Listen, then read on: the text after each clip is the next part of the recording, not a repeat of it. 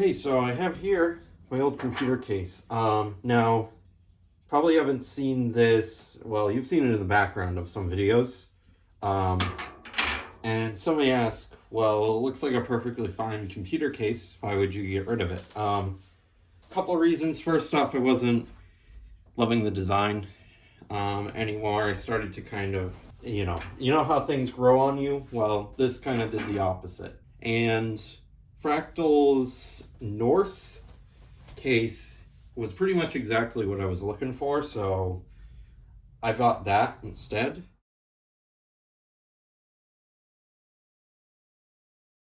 There's a couple things I need to address though first. Most pressing is that I believe I stripped out the threads for the motherboard standoffs inside the case. Another thing is the headphone jack, and I believe the microphone jack too, does not work because I actually broke it while I was assembling. And that's because this front faceplate, it's a little bit of a pain to take off carefully. As you can see, oh, big puff of dust.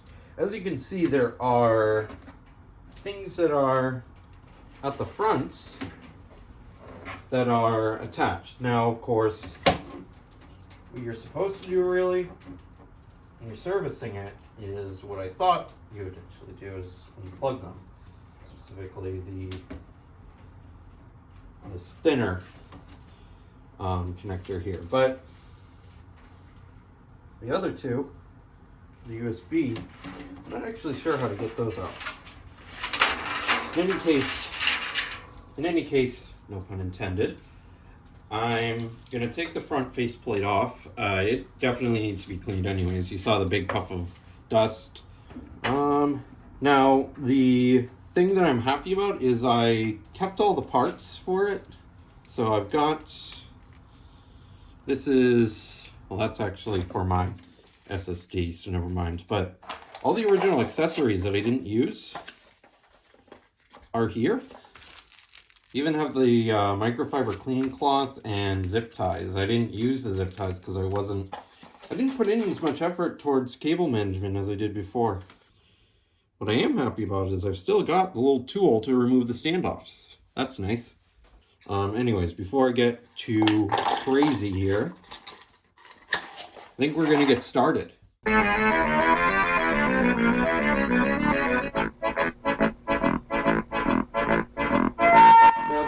Thing I want to address is a standoff. So I'm actually realizing I might be once again getting ahead of myself because I should actually just test the holes, see if these thread in. And if they don't, so we got our first problem here. The holes are actually too big, and I believe it's because, so these standoffs look to be UNC actually. And UNC is bigger than metric M3. I need 6-32 UNC standoffs, and then I also need an Imperial tap and die set, not the metric one that I got. Now we're going to focus on the front of the case. So originally I thought that this project was going to be done today, but the tapping thing kind of put a damper in things. So another thing I don't really like about this is the mesh front with the dust filter makes it really hard to get at this for cleaning. And my new case, the Fractal North, honestly has a much more thoughtful design. Less finagling to get the spun off and the dust filter out for cleaning. So like you do have to take the spun off in order to get the front mesh out. Wow, just look at that. My guess is that when I aggressively took off the front of the case when I first assembled this, I might have just pulled out a wire or something. What I'm going to do first is I'm just going to beep this out and make sure everything's going where it needs to go. We are probing the blue wire, and it appears that there isn't a connection there. That's all the issue is, really. Took a look around, and if I wanted to get a new table, I would need to get a donor case, which would defeat the purpose of me repairing. So we're going to do it the other way and get the wire taken care of. I think I figured out the problem. This crimp they installed, it's really hard to see on camera, but I believe they didn't strip the wire insulation back before crimping it. So I'm going to start by tinning. Okay, so not my best work, but hopefully it's at least good enough. First time around, things didn't go very well. So we're just gonna roll it back with the audio cable. When I tried to fix it, I just did such a disappointing job with it. It was so terrible that it ended up being worse than it was before.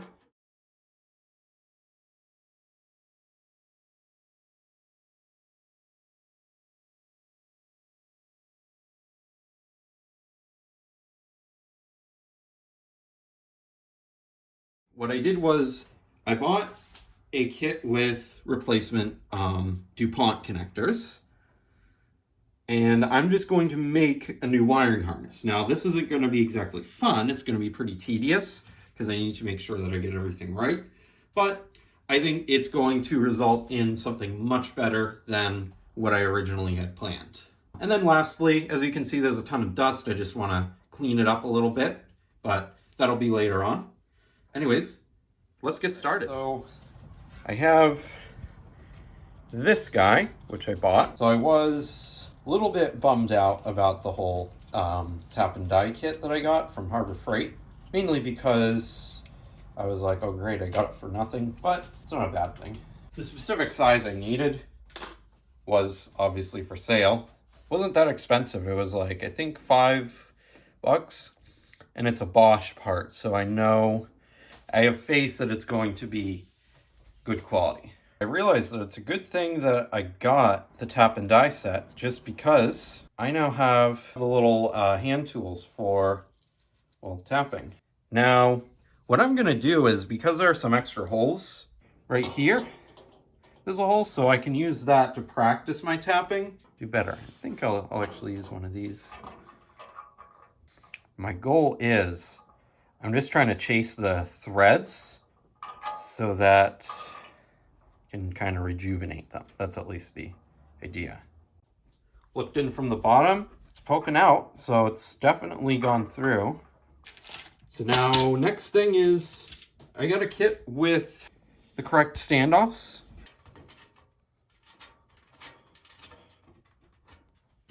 Awesome. So I did pretty well with that one. I'm thinking I might feel confident enough to try and use the tap to clean up one of those threads.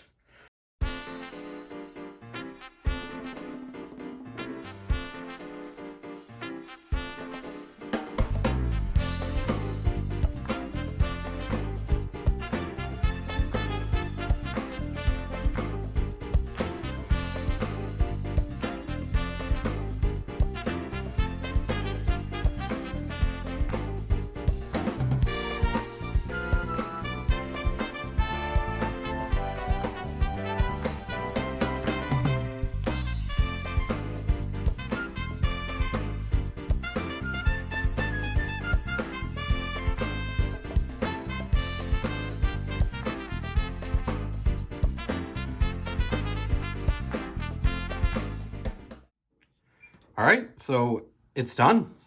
Success. And as I suspected, the tap went in real easily, which tells me that the threads were mostly fine, but from the time lapse, you couldn't really see it. But when I was removing this one in particular, and I think this one as well, threads were really chewed up and it was really hard to get it out of there. The only standoff I reused is this little like post thing, which isn't a huge deal. Now the only problem is I couldn't actually find my little tool that I had that came with this case to help me remove and tighten the standoffs. I think I have an idea. I believe these chassis screw are at least similar or the same.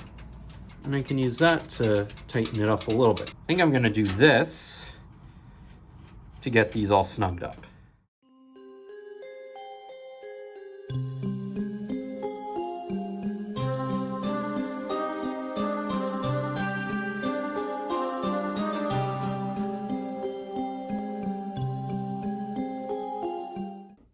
All right, so that's taken care of. Let's change the scene over to that cord.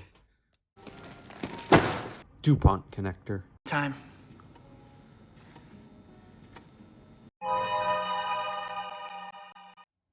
All right, so now we're gonna focus on the connector. So this is mostly a standard DuPont connector, but it does have one section that is keyed, but I have a couple ideas on how to handle that. We'll cross that bridge when we get there.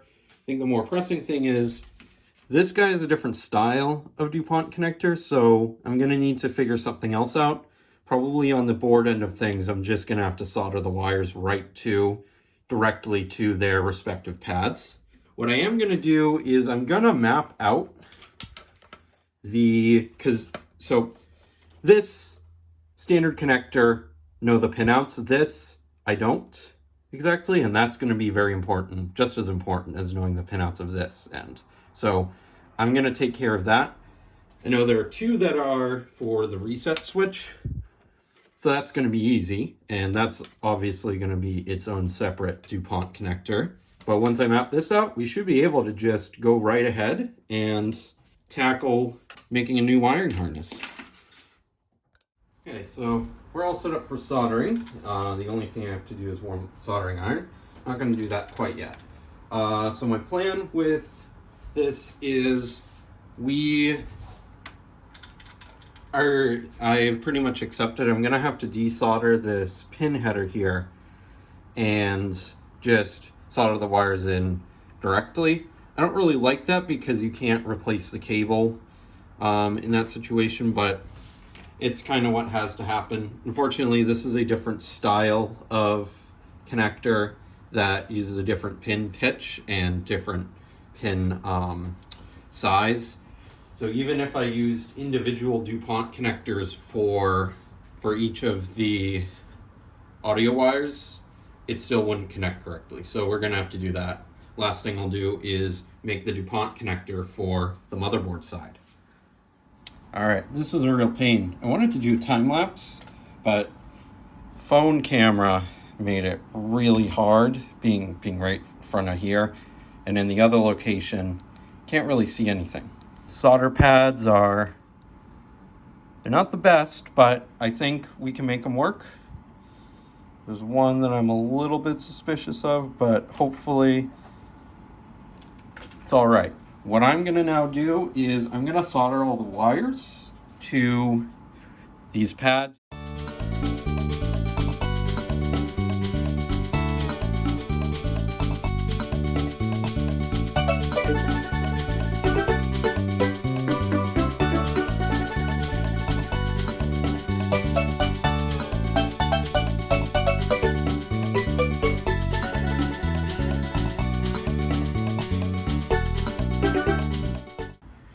Wow, that took way too long. So those two, they were a bit of a bitch. Also, unfortunately, we had a casualty. Blade broke off of this guy, so I'm gonna have to glue that back in and rebalance it. For background music, I was listening to the Donkey Kong Country 2 soundtrack, the one that was restored with the original samples uncompressed, which is pretty neat. But while I was working with this, it did not make it better to have to hear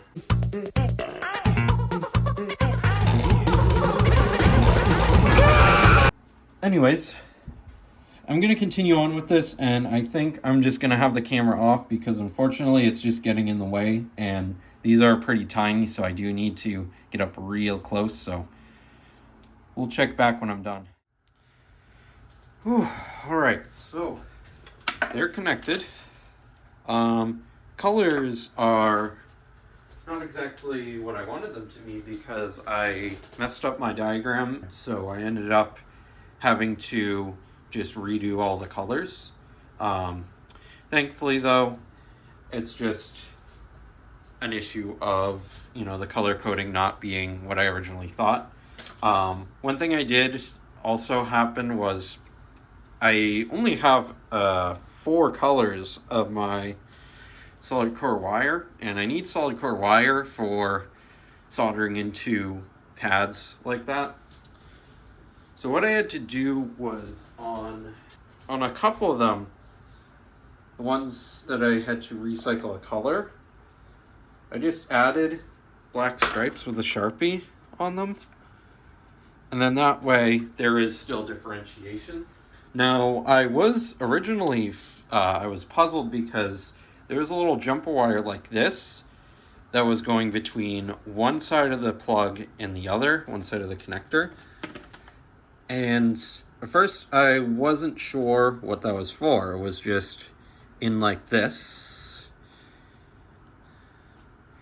And it was from ground, shorting ground to, or something else to ground. And at first I didn't know, but while I was soldering, I figured out that the NC pin is, at least on my case, is connected to the case's ground. And I believe NC might stand for neutral case, maybe. But anyways, the shielding is connected to that. So basically, all this is doing is just shorting the neutral case to ground. So effectively, it's a ground.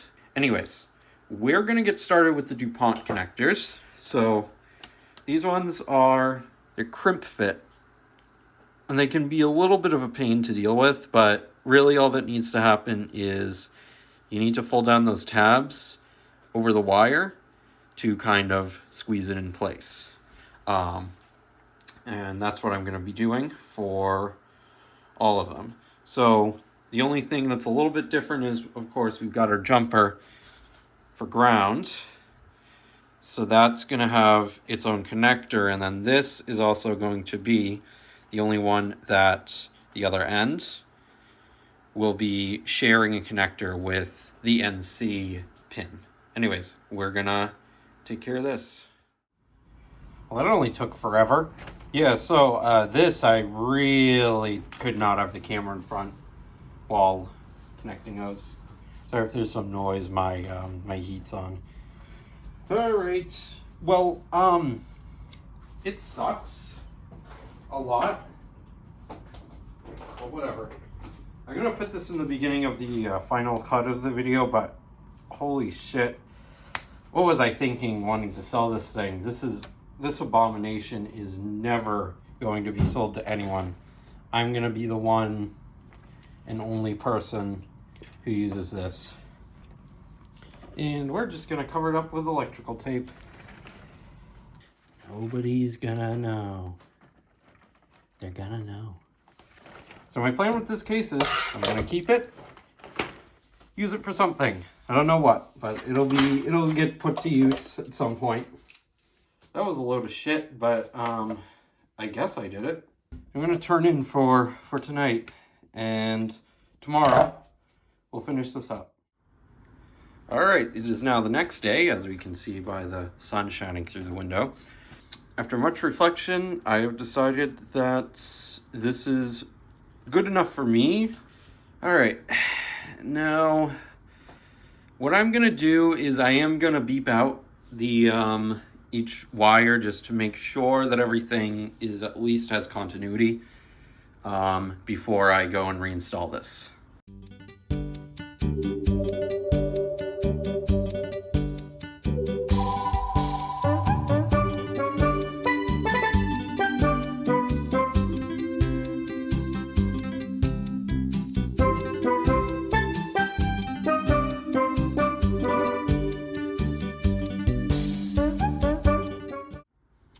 All right, so it looks like it's got connections to them, and I tested at these guys, the end of the crimps of the DuPont connectors. So, and this is after the crimp, so it means that there is at least a solid connection. And I did confirm that the ground is in fact also shorted out to the NC pin, which I'm pretty sure stands for neutral connection, maybe neutral case. Either way, that one connects to the metal shielding on the outside of these modules.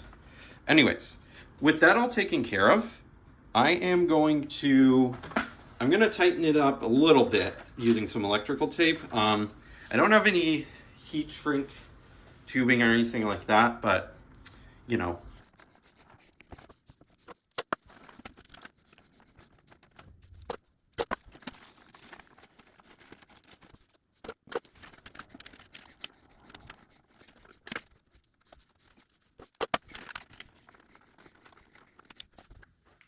All right, next I do have to clean up that excess flux on the board. Now, I think I have some rubbing alcohol in here. Yeah. But what I'm going to do is I'm actually going to put it in a spray bottle. It's because it'll be easier to apply. I'm doing this mainly because I don't like having open bottle of rubbing alcohol, and I do tend to forget to close it up.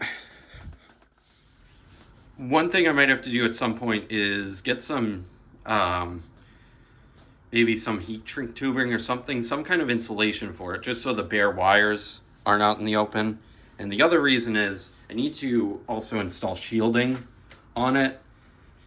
You know, the original cord had metal shielding in it, and that's just to keep interference out. And without it, you can get some interference, especially with a lot of things like fans and stuff on it.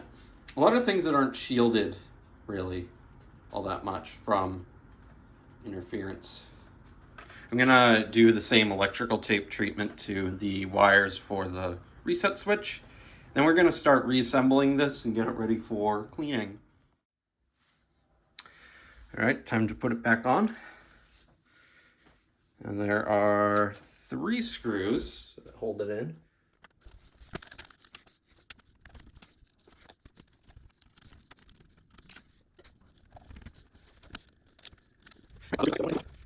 I think what I'm actually gonna do is I'm gonna plug in I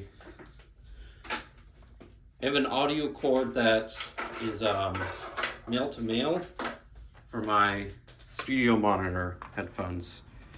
And I can use that to just double check that nothing's shorted out. All right, everything seems good. By the way, I'm doing the same thing I did in the beginning of the video when I was diagnosing.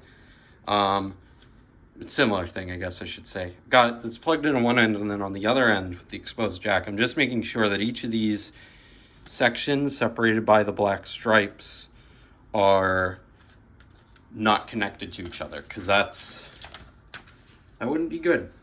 With that out of the way, we can finally start cleaning it.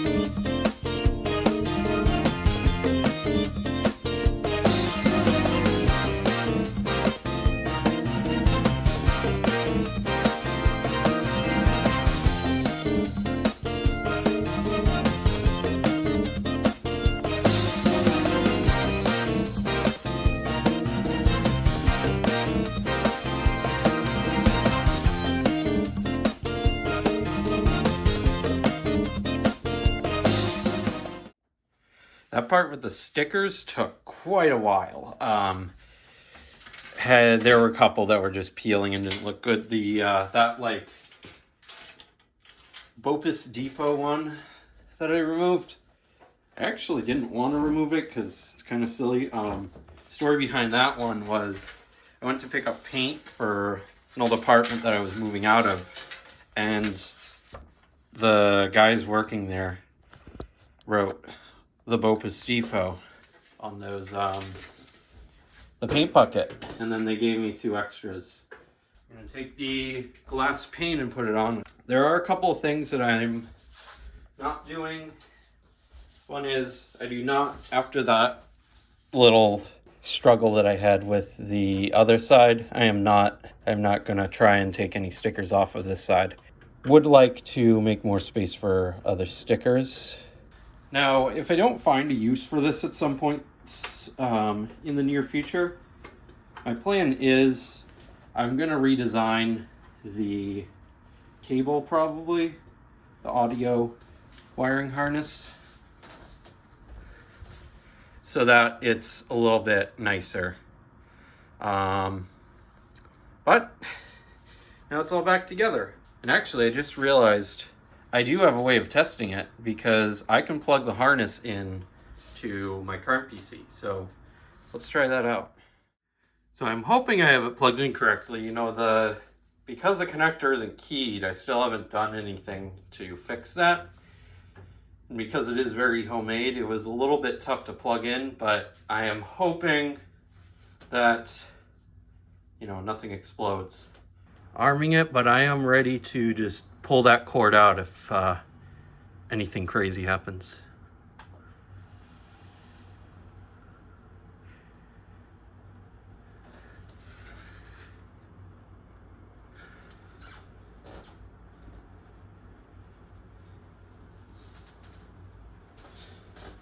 It is at least booting up, and I don't see anything concerning.